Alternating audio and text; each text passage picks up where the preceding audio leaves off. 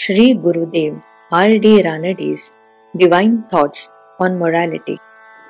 Thought 2. What is the ultimate principle of conduct? It is the realization of oneness, of atonement, of communion with God. Whatever helps us to develop our insight into God's nature and enables us to realize Him is moral. Everything else is immoral. Marathi अनुवाद. आचरणाचे मूलतत्व कोणते? परमेश्वराशी ऐक्य वा सामरस्य वा सख्य घडणे हेच ते मूलतत्व होय.